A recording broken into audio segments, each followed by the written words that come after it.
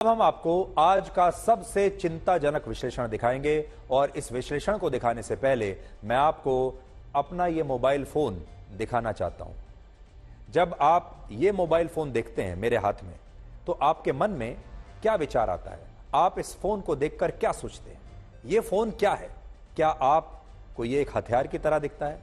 इस फोन का आविष्कार कम्युनिकेशन के लिए यानी संचार के माध्यम के तौर पर हुआ था, ताकि आप किसी से भी फोन पर बात कर सकें, किसी के साथ भी कनेक्ट कर सकें, सोशल मीडिया का इस्तेमाल कर सकें, इंटरनेट का इस्तेमाल कर सकें, मेल्स का इस्तेमाल कर सकें। यानी कुल मिलाकर ये एक संचार का माध्यम है, कम्युनिकेशन का डिवाइस है। क्या कभी आपने सोचा था कि अब ये अपराध का सबसे बड़ा हथियार बन गया है? अब यही मोबाइल फोन चोरी, डकैती और लूट का सबसे बड़ा हथियार है। यह उतना ही खतरनाक है जितना चाकू, छुरी या बंदूक। अब आपको लूटने के लिए चाकू, छुरी या बंदूक की आवश्यकता नहीं है, बल्कि इसके लिए सिर्फ यह मोबाइल फोन ही काफी है। और अब इस मोबाइल फोन ने एक गन का रूप ले लिया है, जिसके जरिए भारत के लोगों से हर साल हजारों करोड़ रुपए की ठगी और लूट हो रही है और भारत में साइबर क्राइम की बाढ़ आ गई है। Indian cyber crime coordination centre ने अपनी नई रिपोर्ट में बताया है कि भारत में पिछले 3 वर्षों में साइबर अपराध की घटनाओं में लोगों के साथ 10,319 करोड़ रुपए की धोखाधड़ी हुई है। और इसका मतलब यह है कि हमारे देश में हर दिन लोगों को साइबर अपराधों की वजह से लगभग 10 करोड़ रुपए का नुकसान हो रहा है। और यह नुकसान चोरी, लूट और डकैती की घटनाओं में होने वाले नुकसान से जो है ज्यादा है। तो अब आप सोचिए, 3 वर्षों में साइबर क्राइम के जरिए, साइबर फ्रॉड के जरिए 3 वर्षों में 10,000 करोड़ रुपए से ज्यादा लोगों से लूट लिए गए हैं। एनसीआरबी के मुताबिक वर्ष 2022 में हमारे देश में डकैती, लूट और चोरी की 7,90,000 घटनाएं हुई थी। याद रखिएगा, 7,90,000 घटनाएं चोरी, लूट और डकैती, जिसे आप पुराने जमाने की डकैती कहते हैं। लेकिन इसकी तुलना में वर्ष 2022 में साइबर अपराध के 9,66,000 मामले और इस साल यानी पिछले साल 2023 में 15,56,000 मामले दर्ज हुए हैं। तो अब आप सोच सकते हैं, डकैती, लूट, सेंधमारी और चोरी के कुल मिलाकर हमारे देश में लगभग 7,90,000 मामले हैं और साइबर फ्रॉड के 15.5 लाख मामले हैं, जिससे आप यह समझ सकते हैं कि अब आपका मोबाइल फोन ही चोरी, डकैती और लूट का सबसे बड़ा हथियार बन चुका है। और इस बात को आप कुछ और आंकड़ों से आज समझिए। भारत में साइबर क्राइम के लिए जो हेल्पलाइन नंबर है, उस पर हर दिन 45 से 50,000 कॉल साइबर अपराध की शिकायतें दर्ज कराने के लिए की जाती हैं। और पिछले महीने तो 12 लाख से ज्यादा लोगों ने इस हेल्पलाइन नंबर पर कॉल करके बताया था कि उनके साथ मोबाइल फोन पर साइबर ठगी हो चुकी है। वो मोबाइल नंबर है 1930, साइबर क्राइम का हेल्पलाइन नंबर है। वैसे भी आप नोट कर लीजिए, भगवान ना करे आपको जरूरत पड़े। लेकिन इस नंबर पर हर दिन 40 से 50,000 शिकायतें आ रही हैं कि लोगों ने मोबाइल फोन के जरिए ही लोगों के पैसे लूट लिए।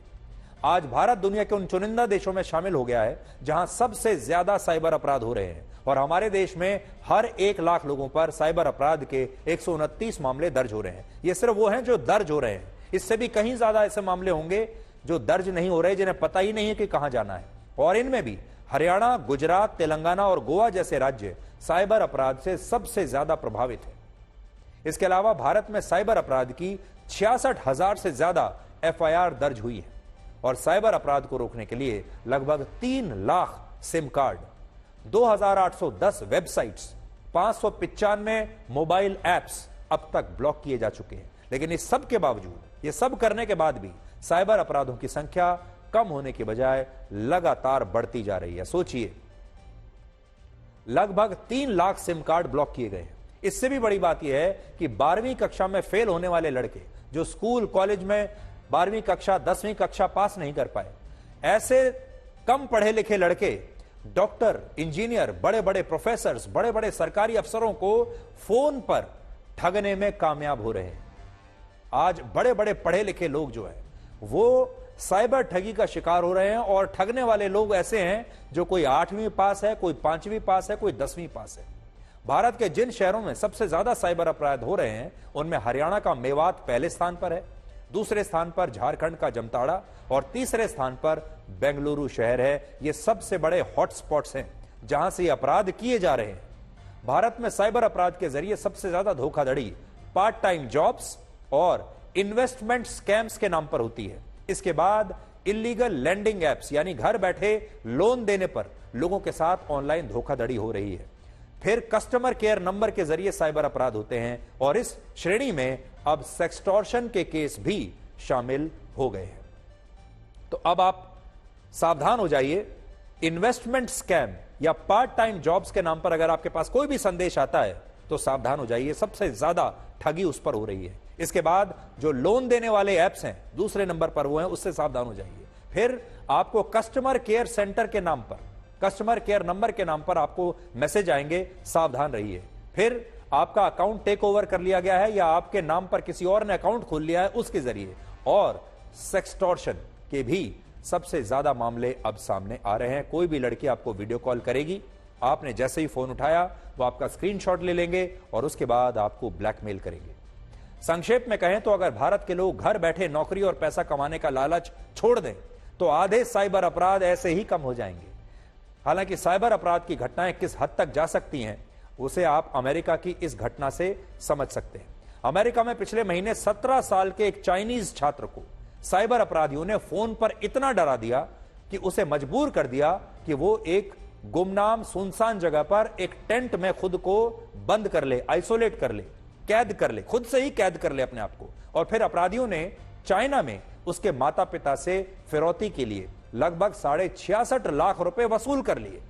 यह नए तरह का साइबर क्राइम है जिसमें अपराधी बिना किसी व्यक्ति के पास गए, बिना उसके सामने फिजिकल कांटेक्ट किए, सिर्फ फोन का इस्तेमाल करके उसे इतना डरा देता है और उसका साइबर किडनैपिंग कर लेता है, साइबर अपहरण कर लेता है। और फिर टेक्नोलॉजी के जरिए वो ऐसा दिखाते हैं जैसे वो व्यक्ति वाकई उनके कब्जे में है और उनके परिवार से फिरौती के रूप में पैसा वसूल लेते हैं। हम आगे भी आपको जागरूक करते रहेंगे, लेकिन आखिर में आपको यही कहेंगे, अगर आप आसान लोन का लालच छोड़ दें, अगर आप घर बैठे बिना मेहनत किए पार्ट टाइम जॉब्स का लालच छोड़ दें, अगर आप घर बैठे बिना काम किए रोज पैसे कमाने का लालच छोड़ दें और यह सोच लें कि मैं घर बैठे नहीं काम करके तब पैसा कमाऊंगा, मुझे लोन चाहिए लेकिन सही बैंक से लोन चाहिए, तो आपके आधे साइबर क्राइम और आपकी आधी ठगी तो उसी दिन बंद हो जाएगी। असल में ये सारे लोग आपके लालच का और आपके आलस्य का फायदा उठाते हैं।